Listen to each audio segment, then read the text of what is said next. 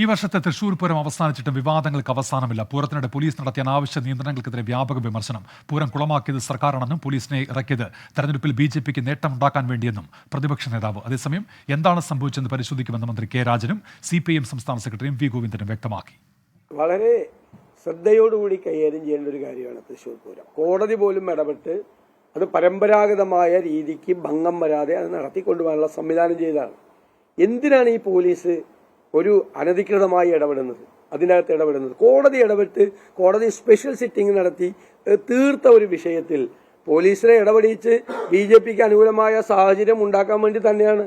ഏതെങ്കിലും തരത്തിലുള്ള വേർതിരിവുകളോ തടുക്കലുകളോ ഉണ്ടായിട്ടില്ല. ദേവസ്വങ്ങളുടെ അഭിപ്രായം വളരെ ശ്രദ്ധയോടെ കേൾക്കും. അവരിതിന്റെ മുഖ്യ ഘടകങ്ങളാണ് ഈ പൂരത്തിന്റെ.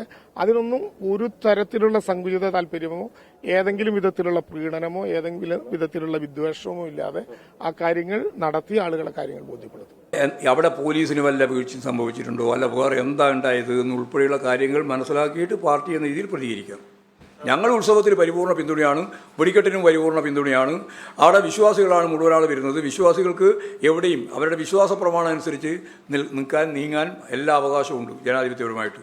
ആ വിശ്വാസികളുടെ താല്പര്യം സംരക്ഷിക്കാനുള്ള പ്രവർത്തനത്തിൽ കമ്മ്യൂണിസ്റ്റ് പാർട്ടി ഇടപെടേണ്ടി വന്നാൽ ആദ്യം ആ കൊടി ഉയർത്തിപ്പിടിക്കുന്നത് ഞങ്ങളായിരിക്കും. സൂരജ് സജ്ജിയുണ്ട് തൃശ്ശൂരിൽ നിന്ന്. സൂരജ്, വിവാദത്തിലാണല്ലോ പോലീസ് നടപടി. ഉന്മേഷ്, തീർച്ചയായും ഈ പൂരത്തിലെ പോലീസിന്റെ നിയന്ത്രണങ്ങളിൽ കർശന വിമർശനമാണ് ഉയരുന്നത്. വലിയ രീതിയിലുള്ള വിമർശനം ഉയരുന്നു. അതോടൊപ്പം തന്നെ UDF ആകട്ടെ കോൺഗ്രസ് ആകട്ടെ ഇവർ പറയുന്നത് BJPയെ സഹായിക്കാൻ വേണ്ടിയുള്ള ഒരു ഇടപെടലാണ് പോലീസിന്റെ ഭാഗത്തു നിന്നുണ്ടായത്. ഇത് ഈ തെരഞ്ഞെടുപ്പ് കാലത്ത് BJPക്ക് ഗുണം ചെയ്യുന്നതിന് വേണ്ടി നടത്തിയ നീക്കമാണ് എന്നൊരു വിമർശനമാണ് UDF ക്യാമ്പ് മുന്നോട്ട് വെക്കുന്നത്. എന്നാൽ മന്ത്രി കെ രാജൻ അടക്കമുള്ളവർ പറയുന്നത് ഈ വിഷയത്തിൽ സർക്കാരിന്റെ ഭാഗത്തു നിന്ന് ഒരു തരത്തിലുള്ള വീഴ്ചയുമില്ല. ഈ ഇരു ദേവസ്വങ്ങളുമായി ഇടപെട്ടുകൊണ്ട് ഈ വിഷയം രമ്യതയിൽ പരിഹരിക്കാനാണ് സർക്കാർ ശ്രമിച്ചത്. പോലീസിന്റെ ഭാഗത്തു നിന്ന് എന്തെങ്കിലും വീഴ്ചയുണ്ടെങ്കിൽ അത് പരിശോധിച്ച് തുടർ നടപടിയുമായി മുന്നോട്ട് പോകും എന്നുള്ളതാണ് ഈ നിലവിൽ മന്ത്രി കെ രാജൻ അടക്കം പറയുന്നത്. എന്തായാലും ഇന്നലെ രാത്രി പോലീസിന്റെ ഭാഗത്തു നിന്നുണ്ടായ നടപടി കർശന നിയന്ത്രണം, വെടിക്കെട്ടിന് മണിക്കൂറുകൾക്ക് മുമ്പ് തന്നെ റോഡ് അടച്ചുപൂട്ടിക്കൊണ്ട് ദേവസ്വം ജീവനക്കാർക്കെതിരെ ഉൾപ്പെടെ ഉണ്ടായ നടപടിയിൽ വലിയ വിമർശനം ഇപ്പോഴും ഉയരുന്നു. ഉന്മേഷ്, സൂരജ് സജ്ജിയാണ് വിവരങ്ങൾ നൽകിയത്.